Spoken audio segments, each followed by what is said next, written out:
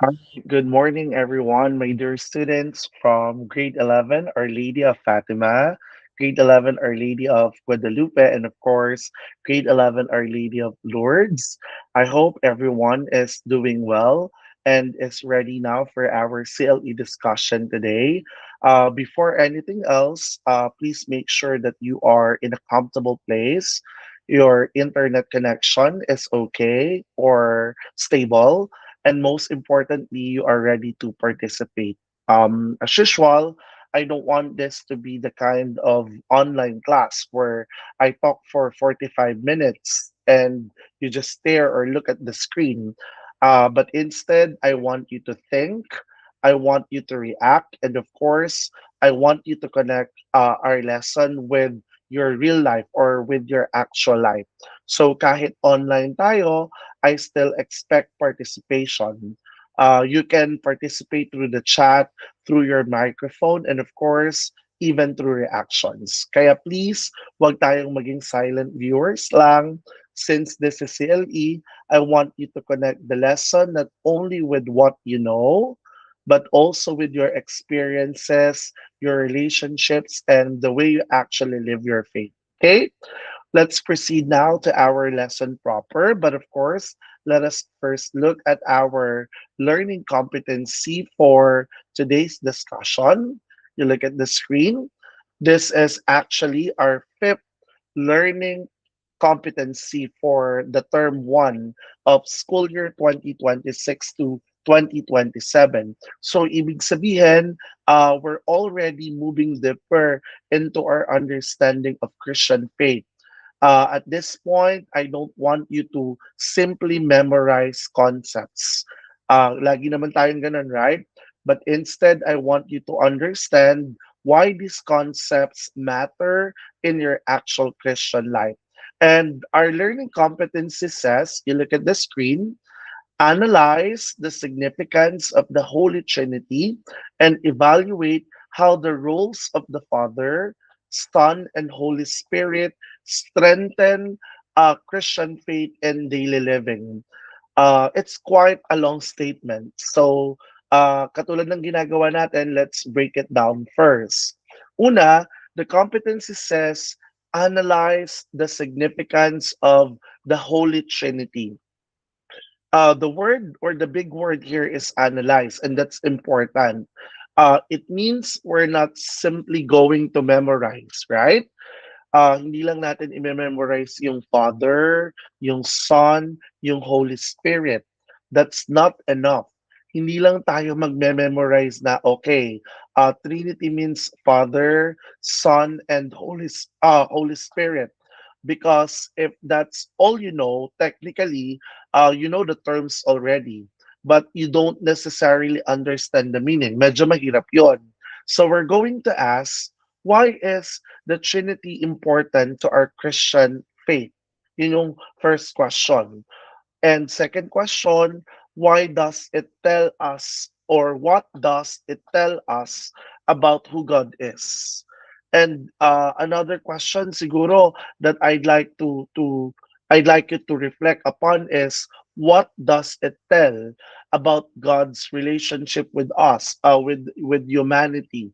And how does understanding the Trinity affect the way we live? Alam ko naman, grade 10 pa lang kayo or junior high school pa lang kayo, alam niyo na yung ibig sabihin ng Holy Trinity. Pero basically, we're asking, alam na namin yan, sir. Alam na namin yung Trinity na yan. So what? No?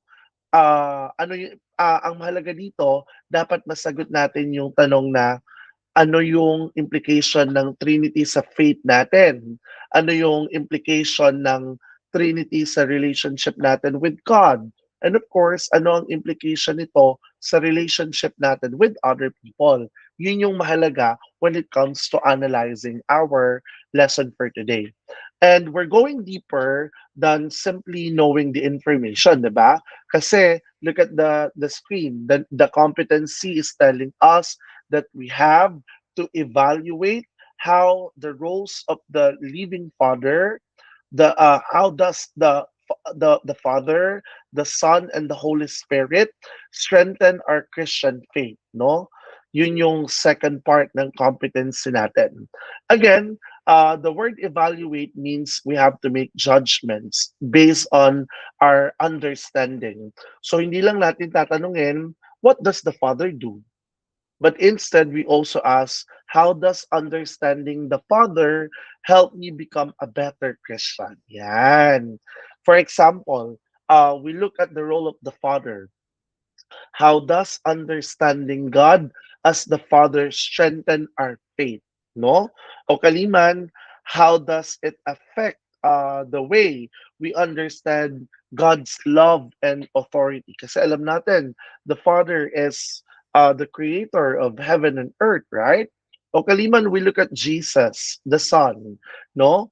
I want you to ask yourselves na, how does the life of Jesus, his incarnation, and even his sacrifice and example affect the way we live as Christians. Dahil nga, di ba, lagi nating sinasabi natin that Jesus is our model, di ba?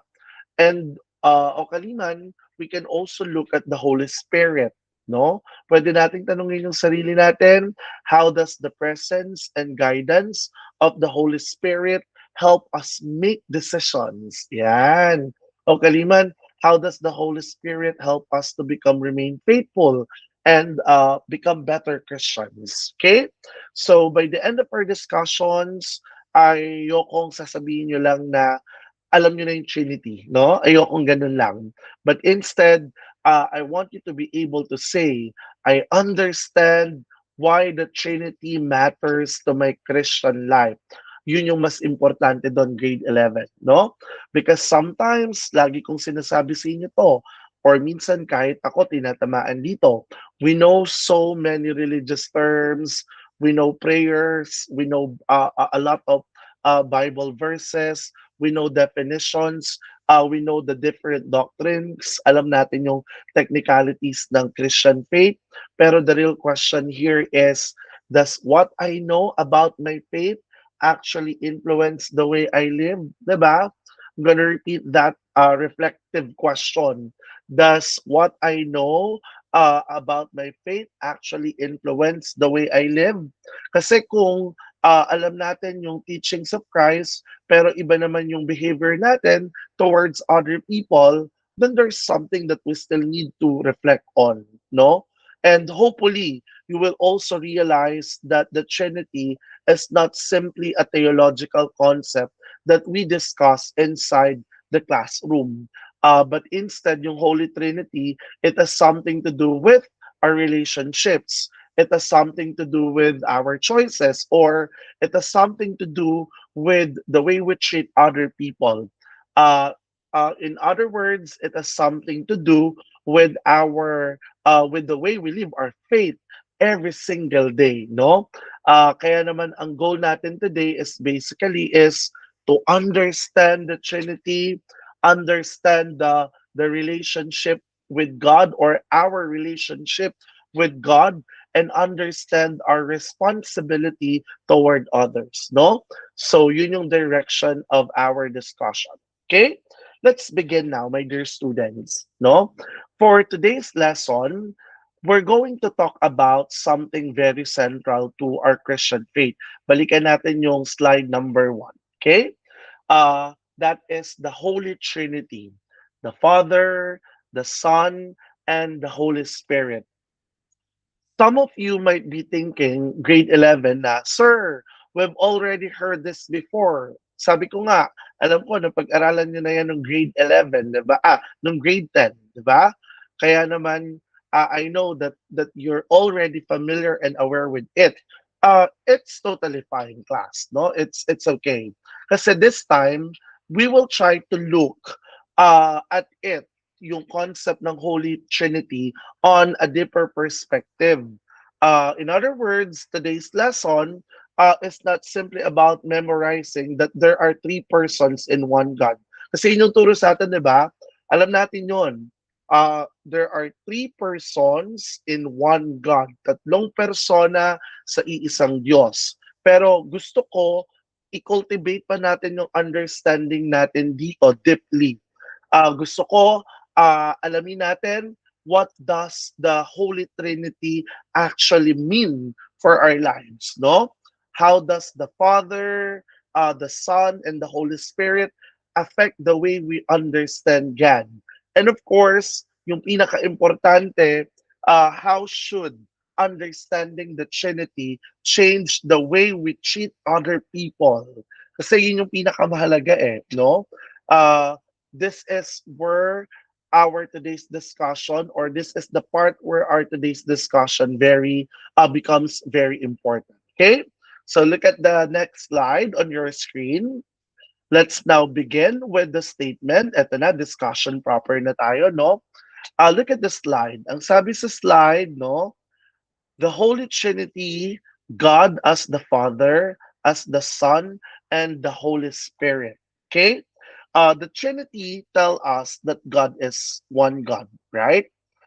But He exists eternally as three distinct persons: the Father, the Son, and the Holy Spirit. Careful tayo dito, dear students, no? I want everybody to be careful with this. We're not saying that there are three gods, no? There is actually only one God. Pero yung God natin, there are three persons, right? The Father is God, the Son is God, and the Holy Spirit is God. But, eto itatandaan nyo, the Father is not the Son. O kaliman, the Son is not the Holy Spirit. At mas lalong hindi na yung Holy Spirit is the Father. Okay? I hope you get what I mean. Okay? At the same time, my dear students, gusto kong makita nyo na they are perfectly united as one God. So basically, hindi ito one God plus one God plus one God is equal to three gods. No, definitely no. Okay, but instead, we are talking about one God in three persons. Maaaring mahirap intindihin to right now, no? This can be difficult to fully understand, but actually expected na mahirap na siyang intindihin because we're talking about the nature of God, no? Kaya ang tawag natin dito, we call this as the Trinity. Wherein sa Trinity, this is what we call the mystery of faith. Again, the word here is mystery of faith. When we say mystery, it doesn't mean something that is completely impossible to understand. No, actually, it means there is truth about God that we can genuinely know, but we can never completely comprehend with our limited human minds. Kasi 'di ba, hindi naman tayo wala naman tayong kakayahan talaga to fully understand everything. It's only God who does, no? Parang ganito lang 'yan. Let's have an example. Let's say we can understand something about the ocean sa science, right? We know about the ocean. We know its depth, no? We have studied in science the waves, ano pa? We can study its creatures, yung mga nasa dagat or karagatan. But we cannot simply contain the entire ocean in a glass. Ulitin ko ha, we cannot possibly contain the entire ocean, yung buong karagatan, in a glass. We can say, pwede natin sabihin, yes, I understand something about the ocean, but we cannot say, I completely understand everything about the ocean, right? Diba? I hope you get the logic. I hope you get with what I meant with that statement. And it's also applicable with God. It's the same with God. We can know God. We can experience His love. We can learn from the Bible or the Holy Scriptures. We can understand something about His nature, but we can never say that our human minds can completely contain or understand or comprehend God, no? Because God is infinite. Sabi natin yan sa first part of our lesson, no? While we are limited, no? I'm gonna repeat. That's very wonderful to say. God is infinite, but we are limited. Now, Look at the quotation on the screen, okay?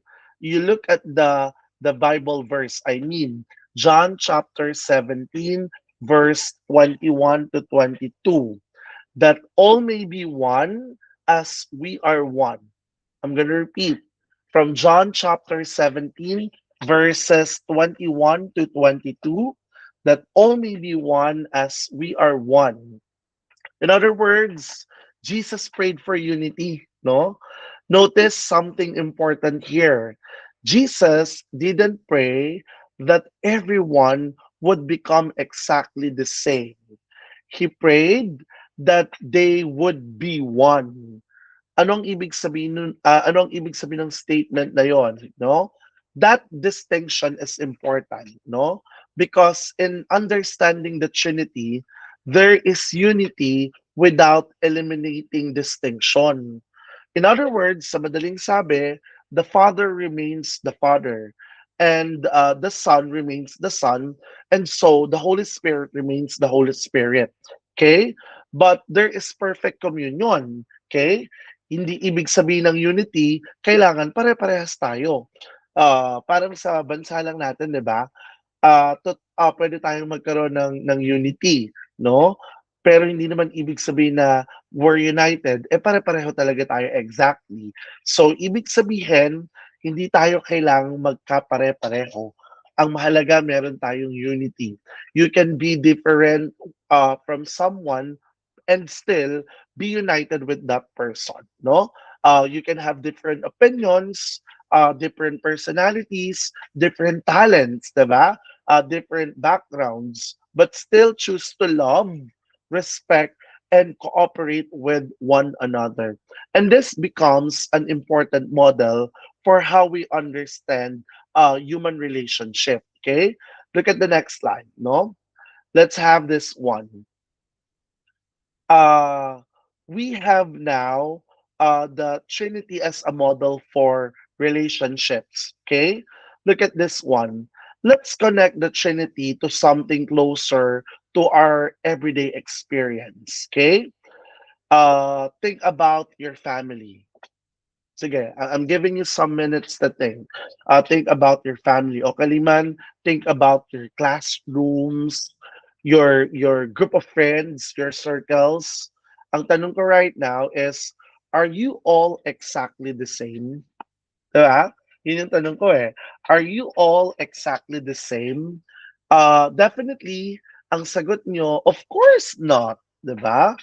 Kasi there are different personalities, there are different opinions, there are different talents in your group, in your family, or in the class. There are different experiences and sometimes even different priorities. Mayroong super talkative, no?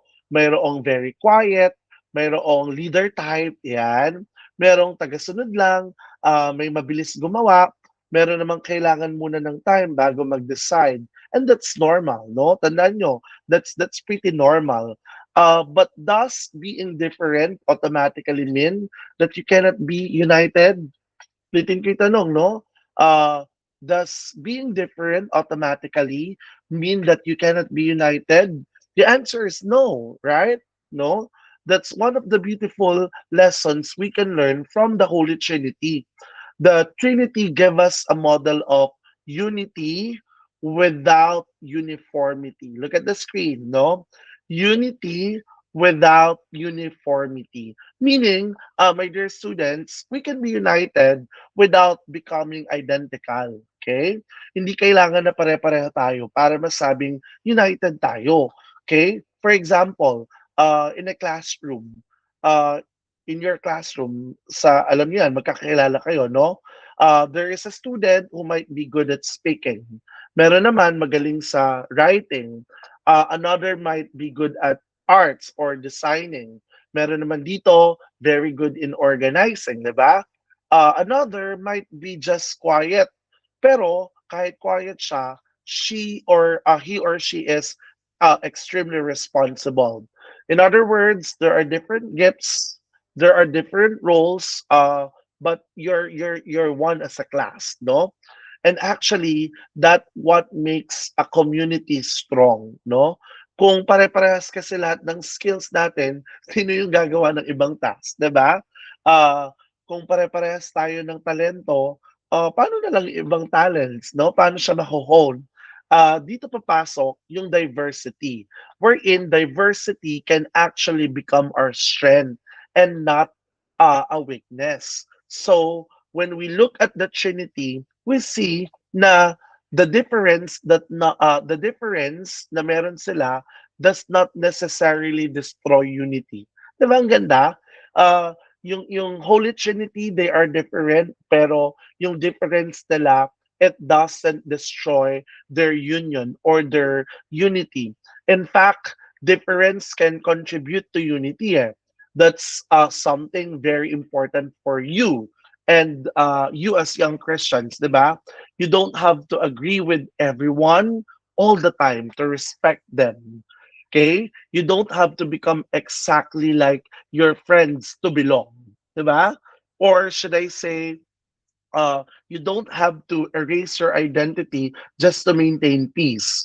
Sometimes people think unity means okay, everyone should agree with me. No, that's not unity. No, that's what we call authority. That's what we call control. No. Real unity, I allow me to say this one, my dear students. Yung totoong unity, it allows differences while maintaining respect, while maintaining love and a common purpose for one another. So, if you have a classmate who thinks differently from you, hindi naman automatic na kaaway mo na siya no? Tandaan niyo 'yan. Hindi porket magkaiba kayo ng pananaw sa buhay, magkaaway na kayo. If your friend or if your classmate has a different opinion, hindi ibig sabihin na kailangan mo na siyang i-cancel, no? You can disagree and still respect, 'di ba? Yun naman yung lagi kong sinasabi sa inyo. O kaliman, you can be different but still belong. Or you might have different roles but still work together in one goal. Katulad sa performance task, 'di ba? Very timely yan, no? In other words, I want you to answer in this chat. Sige nga, use the comment section dito sa YouTube, no? One word only. I want you to comment your answer with this one. What makes a community united? I'm gonna repeat. Uh, what makes a community united? I'll give you a few seconds, class, to think of an answer. So, sagutin nyo lang yung tanong na what makes a community united? You may post this para tinatype nyo yung sagot nyo, comment it sa section or sa comment section. I'm giving you a few seconds.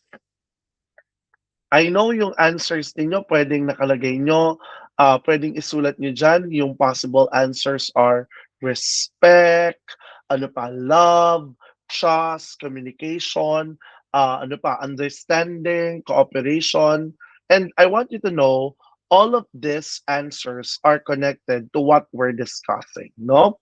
Because Christian unity is not simply about being physically together. Baka kasi ang iniisip nyo, makita lang kayong magkakasama, enough na yun. Hindi, no? It's about being connected through love and responsibility. Okay? Kaya naman, look at the next slide, no? There are different roles of the Father, the Son, and the Holy Spirit. Magsimula tayo sa Father, no? Let's examine the roles of the three persons. Unahin natin si Lord God, the Father. Alam natin that the Father initiates and sends, 'di ba? The Father is presented as creator and the source. In other words, when we call God the Father, we are recognizing his loving authority. Notice the word loving authority, no? Authority in Christian understanding should never simply mean power over others. Hindi siya tungkol lang sa kapangyarihan. But for us Christians, yung ibig sabihin ng authority, it should always be connected with love, with care, with protection, and with responsibility. Okay? And think about a good parent. Sige nga, tingnan ninyo yung mga magulang ninyo. We know that a parent has authority, no? Pero a good parent doesn't simply say na, I'm your parent, so you obey me because I have power. Di naman ganon, no? Instead, a good parent uses authority for the good of the child, di ba? This is an important way of understanding God's fatherhood, no? Kaya nga lagi nating tinatawag siya as ama, no? God's authority is always rooted in love. So when we understand God as Father, we are reminded that our relationship with God is not simply based on fear. Di lang tayo dapat laging tungkol sa fear or natatakot sa Diyos. But instead, we have to root it with trust or from the trust because we know that we are God's children. Di ba sabi sa isang song, we are God's children. And of course, my dear students, if we recognize God as our Father, then we should also learn to treat others as persons worthy of dignity. That's so wonderful to hear, no? So kapag sinasabi natin na God is my Father, it should also remind us na I am part of God's family and other people are also worthy of love, respect, and dignity. Hindi pwedeng God is my Father, but I can treat everyone else however I want. That's so rude, no? There should be a connection between our relationship with God and our relationship with people. Okay? So that's the first one. That's the father, no? Punta tayo sa son. Okay? Let's have the role of the son. Okay? We know that the son incarnates and mediates. No? The son incarnates and mediates. Nagkatawang tao siya, bumaba from heaven. Of course, syempre namagitan sa atin. And of course, kapag sinabi nating son, we're talking about Jesus Christ. Okay? We know that Jesus reveals both through humanity and through divinity. Kaya nga 'di ba, one of our lessons is divine revelation. And we're talking about most importantly about Jesus when it comes to revelation. This is the mystery of the incarnation. Tandaan niyo yan, no? Uh, God entered into human history through Jesus. Okay? And this tells us something very powerful, no? Ano yon? Sabi, no? God does not remain distant from human suffering. In other words, we know the fact that Jesus entered our human experience. Jesus, naka-experience Jesus ng gutom, naka-experience Jesus ng pagkapagod. Jesus experienced even rejection, di ba? O kaliman, ito yung pinakamahalagang part ng ating faith, even Jesus experienced suffering and death. So, in other words, Jesus understands the human experience, no? Hindi lang siya parang Diyos na nasa malayo at nanonood lang sa atin. In Christ, God entered into our human condition. Uh, he experienced what it means to live as a human being. Alam niya yung pakiramdam na mamuhay bilang isang tao. Pero more than that, yung mga binanggit ko kanina, ang pinakamahalaga sa na-experience ni Jesus na dapat nakikita rin sa atin is that Jesus also demonstrated or showed us love. Ano pa? Jesus also showed us compassion, forgiveness, service, and obedience. Diba? So when we look at Jesus, class, we don't simply see someone who teaches us about God. We see God reaching out to humanity. And this is why Jesus is the mediator between God and humanity. He brings humanity into deeper relationship with God. Para maintindihan nyo, let's make this practical, no? If Jesus is our model, no, we should, what should Christian living look like? Sige nga, try to think of it. If Jesus is our model, what should Christian living look like? Diba? Hindi naman natin basta sasabihin lang na, Lord, I believe in you. Di ba? Ang parang hindi magandang model yon na lagi lang nating sasabihin na, Lord, I believe in you. But instead, it should be, Lord, because I believe in you, I will try to live the way you taught me. Diba? I'm gonna repeat. Instead of saying na, Lord, I believe in you, you may say na, since Lord, naniniwala ako sa'yo, I will try to live the way you taught me. In other words, if Jesus showed compassion, we also practice compassion. Diba? If Jesus forgave, we also learn to forgive. If Jesus served us, then we also learn how to serve other people. And most especially, if Jesus welcomed people, we learn also how to welcome people regardless of the differences na meron tayo. Another is, if Jesus stood to those who were suffering, we also learn to notice those who are suffering or those who are struggling. Tandaan nyo, grade 11, faith becomes visible through action, no? Kasi madaling sabihin na I am a Christian, but the more important question is, can people see Christ in the way I treat them, 'di ba? Ayun yung challenge for us when it comes to understanding the role of Jesus Christ as the Son. Okay? Next slide. Punta tayo sa Holy Spirit. Okay? I hope you're still with me, and I hope you can go with the flow of our discussion. Okay? So look at this one. Sabi sa slide, the Holy Spirit indwells and empowers. That's another big message. The Holy Spirit indwells and empowers.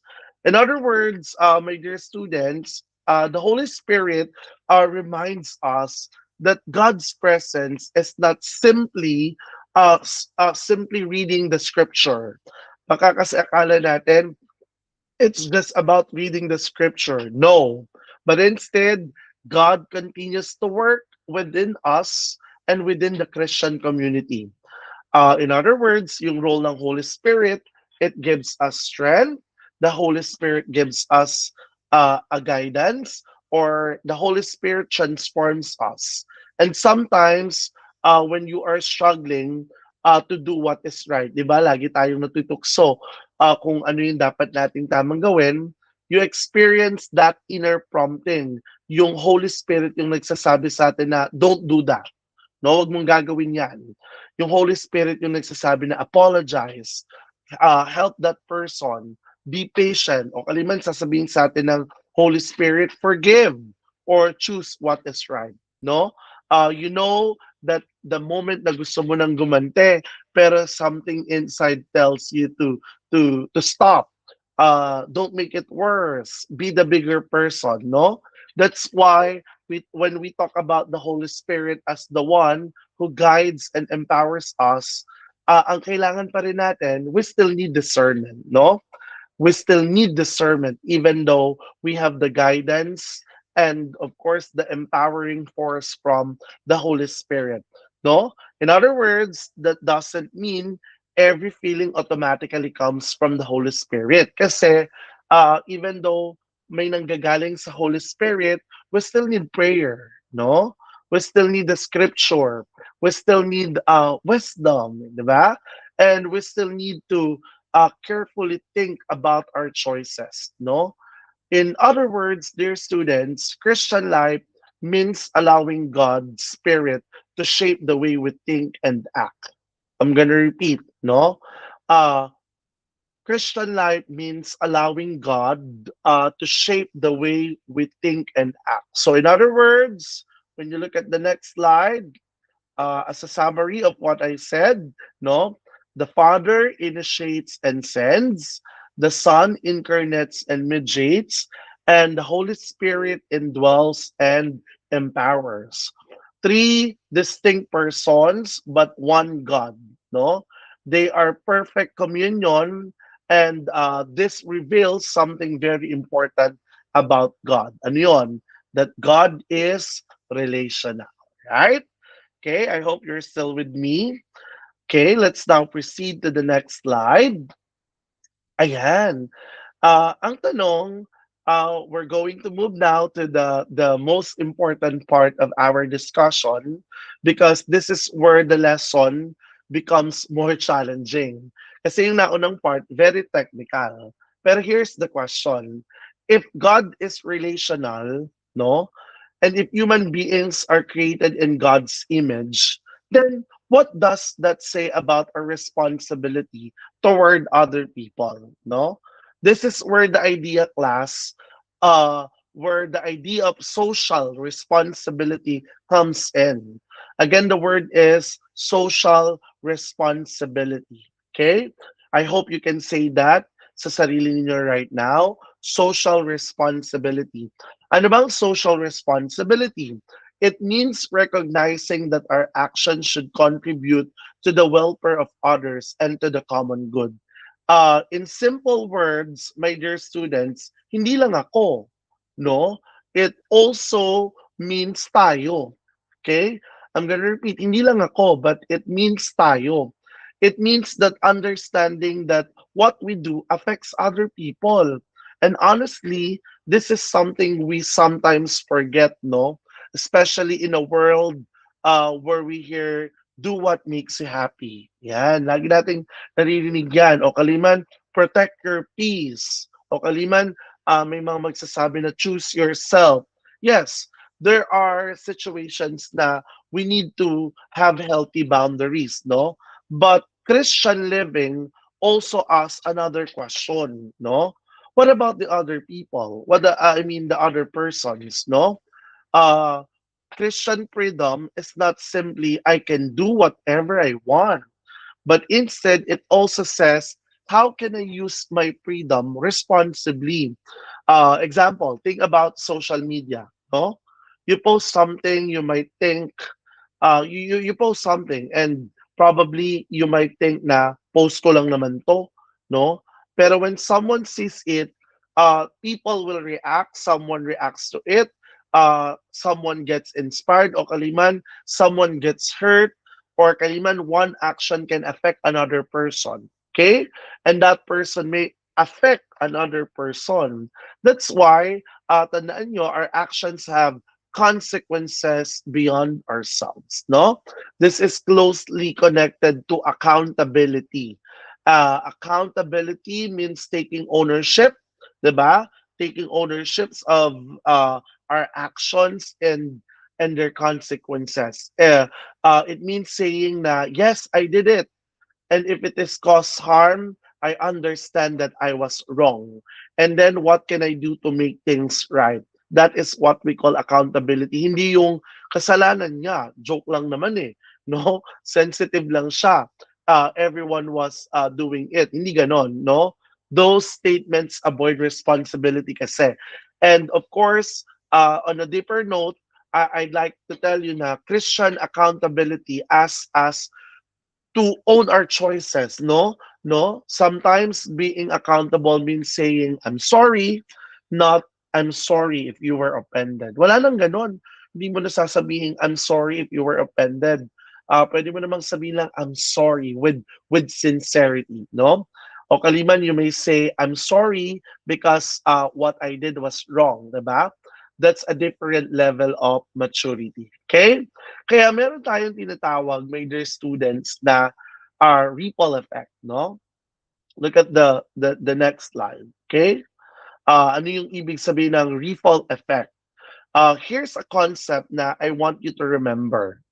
Imagine dropping a small stone into water.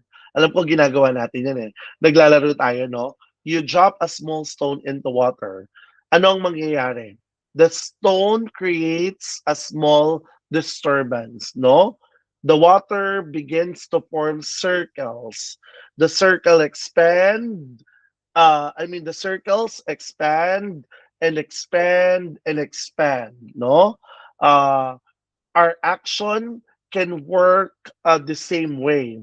One decision, tandaan nyo, can create consequences that reach people we never expected to affect. For example, or for an instance, no? Imagine one student decides to spread a rumor. No? There is a student who decided to spread a rumor. At first, one person hears it, diba? Then that person tells another, then another, then it reaches the entire class, no? Eventually, someone's reputation is affected. The original action was small, no? But the impact became large, diba? That's a negative ripple effect, no? Let's be honest, no? Sometimes this happens very quickly online, no? One screenshot, one comment, one shared post, one piece of gossip, tapos biglang kumalat na. Sometimes the person who started it doesn't even realize how many people have already been affected, no? But there can also be positive, tandaan nyo, there can also be positive ripple effects, no? Another example, imagine one student decides to help a struggling classmate, no? That classmate becomes encouraged. And because of that encouragement, the student becomes more confident, and that student eventually helps another person, diba? Suddenly, one small act of kindness creates another act of kindness. Then, no, it's a positive ripple effect. So remember, grade 11, no, our choices does not end with us. Okay, they travel. Okay, they affect relationships. They affect communities. No, sometimes they affect people we don't even know. So before we do something, especially something online, maybe we should post first and ask what ripple uh, could this create, diba? Okay, kaya naman look at this one. Let's have the layers of impact, just like what you can see on the screen. All right, okay? So I want to introduce the different layers of impact ng mga bagay na ginagawa natin, no? Let's simplify them. First, meron tayong tinatawag na immediate impact. You look at the screen. This is the effect on people closest to us. Okay? Example, you insult your classmate, the immediate impact is on that person. Yun yung first layer. Maybe that person become embarrassed or they became embarrassed. They got hurt. They lose confidence. Yun yung immediate impact nun eh. No? That's the first one. Look at the second one, the secondary impact. The effect can reach the wider community. Maybe that classmate becomes uncomfortable coming to school. Maybe their friends become involved, diba? Maybe the group atmosphere becomes toxic. So hindi na lang siya between two people.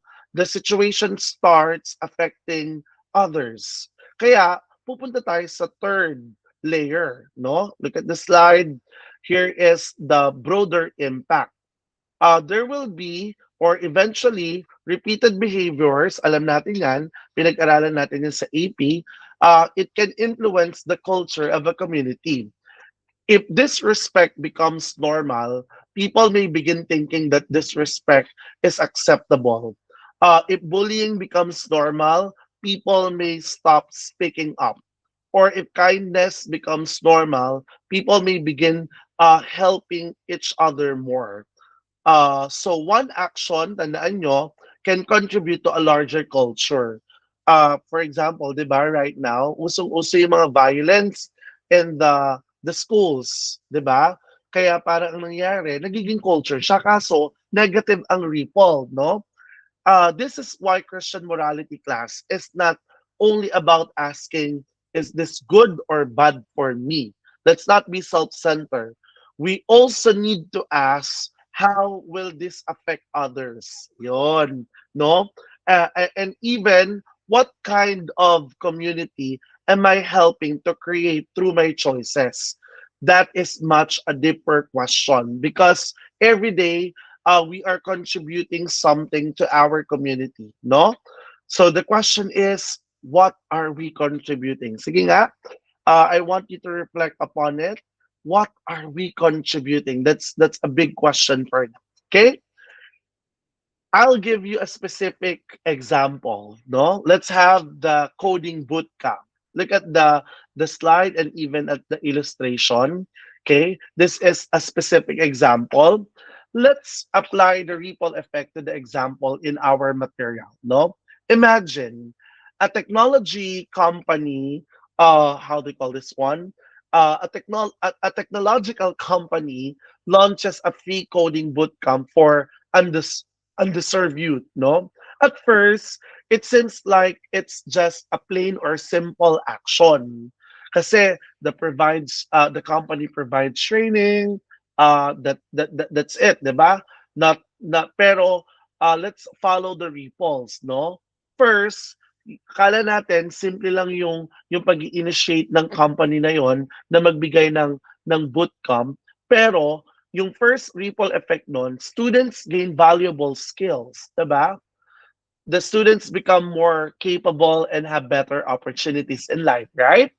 The second ripple, their families may benefit because those students eventually have better employment opportunities. So one student's development can eventually help an entire family. You look at the screen, diba? And of course, the third ripple, local businesses gain access to skilled workers. Now, the benefit, umuusog, it moves from the family to the local economy. And even to a larger ripple effect, the fourth one on your screen, no, the overall economic condition of the community may improve, no? So something that started as, let's give the students free training, diba? No? But it can eventually create a much larger impact, no? Not notice something na the company started with one decision only, pero the decision created multiple layers of impact. That is why, dear students, social responsibility matters. Organizations and individuals have the ability to create change. But of course, tandaan nito, let's not make this too complicated, no? You don't have to own a company to practice social responsibility. Ginamit ko lang na example yon, no? Hindi nyo naman kailangang maging mayaman. Hindi nyo naman kailangang maging sikat, no? Sometimes, social responsibility starts with very ordinary choices. You don't need millions of followers, no? Pwedeng helping someone, being honest, o kaliman, this is very, very basic, following rules, diba? Taking care of shared spaces, ano pa? Avoid harmful gossip or gossips, using social media responsibly, respecting other people's perspective, ano pa? Ito, syempre, very timely, protecting the environment. O kaliman, simply apologizing when you know you're wrong, no? Small choices, but they create ripples, no? So don't ever think na maliit lang naman to, sir. It's just small, because sometimes small things becomes a big thing when repeated or passed from one person to another. Sabi nga ng teacher ko when I was in high school, big things come from small beginnings. I'm going to repeat. Big things come from small beginning. Okay? So here is an example. Let's skip this one, my dear students. Punta na tayo, may class dito sa mismong uh, meeting point natin for today. Let's connect everything. Kasi nag-start tayo sa Holy Trinity. Tapos, nagkaroon tayo ng connection sa social responsibility. Now, dear students, let's bring everything together, no? Why are we talking about the Trinity when our discussion is already about social responsibility, no? Ito yung sagot dyan. Tandaan nyo, the Trinity gives us a model of relationship and communion. Ulitin ko the Holy Trinity gives us a model of relationship and communion. The Father, the Son, and the Holy Spirit are distinct, yet perfectly united. There is unity without uniformity. Okay? Meaning united but not identical, authority without authoritarianism, diba? That's so wonderful to hear. O kaliman, authority that is rooted in love, not control, diversity without division, meaning differences don't automatically have to create conflict. And most importantly, accountability without control, no? Meaning we can care for one another and take responsibility without trying to control every aspect of another person's life, dear students, no?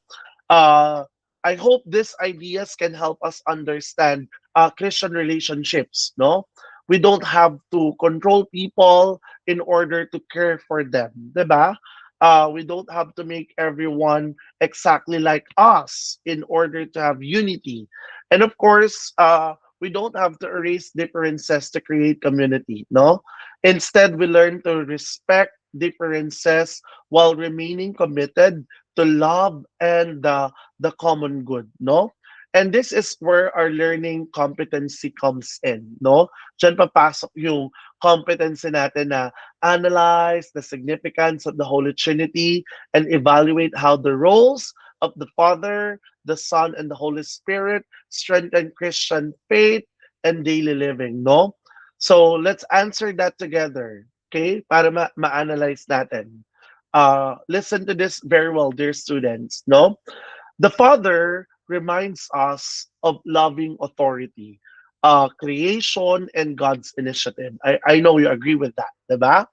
The Son, Jesus Christ, shows us God's love through incarnation, sacrifice, service, and redemption.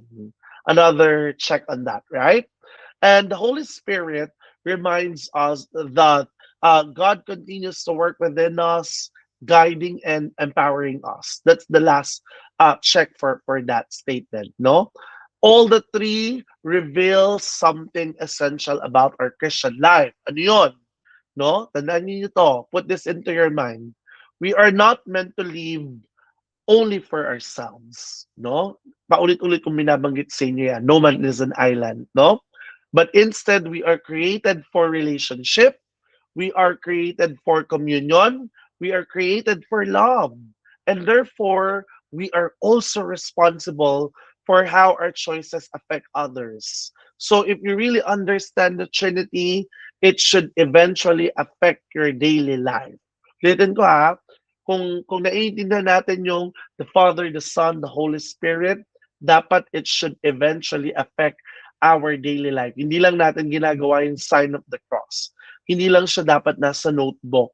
Hindi lang siya dapat nasa exam. Or hindi lang siya dapat definition na minememorize natin. But instead, it should always influence the way we speak, the way we treat our classmates, the way we use social media, right?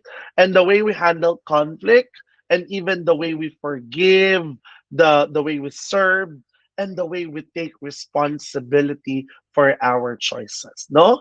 I hope that's clear to everyone. Okay? And as a closing reflection before I end, or before we end, I want you to pause for a moment. No need to type it, just think, no? Gagamitin niyo yung comment section dito sa YouTube to think, okay? Think about one action you have done recently that created a positive ripple in someone else's life. I'm gonna repeat. Think about an action that you did recently na sa tingin nyo, it created ripple effect na positive in someone else's life. Maybe you help someone or you encourage a friend, you apologize, you listen, you simply chose not to say something harmful. Now think of another, think of an answer for that, no?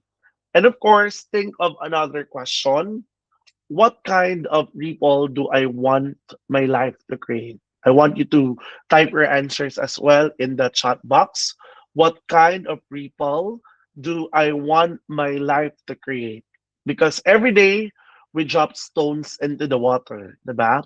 Every word, every post, every decision, every act of kindness, every act of selfishness, kung ganun ka, or every choice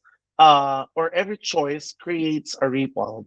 And as Christians, we are called to become responsible for those ripples. If there's one thing, grade 11, I want you to remember from today's lesson is that the Trinity teaches us that true life is rooted in relationship, love, communion, and responsibility. Ulitin ko ha, something that we can get from the Holy Trinity are love, communion, and responsibility. The Father shows us loving authority, the Son shows us self giving love, and the Holy Spirit gives us the strength to live that love. And as Christians, we are called to reflect that divine communion in the way we treat other people, diba? So those don't simply ask na what will happen to me because of this choice. Also ask instead what might happen to others because of my choice. Because your actions create ripples, and you have the responsibility to decide what kind of ripples you will create. So, as you go through the rest of your day, maybe keep this simple thought in mind. Ano ba yung magandang sabihin ko sa inyo, no? Pwede nating tanungin yung sarili natin right now, what kind of ripple am I creating?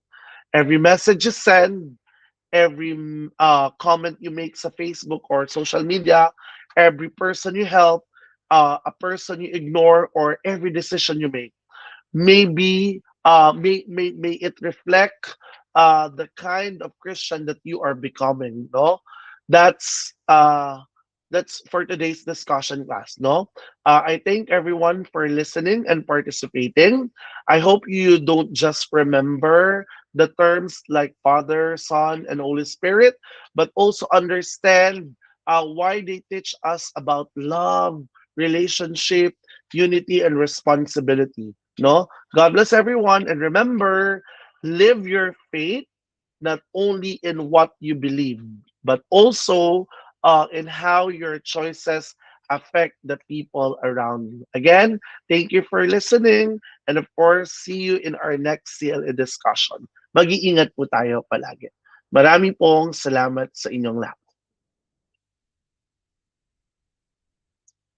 Please don't forget to comment in the comment section dito sa YouTube channel the word I'm done watching the discussion video. I'm gonna repeat, I'm done watching the discussion video. Thank you very much.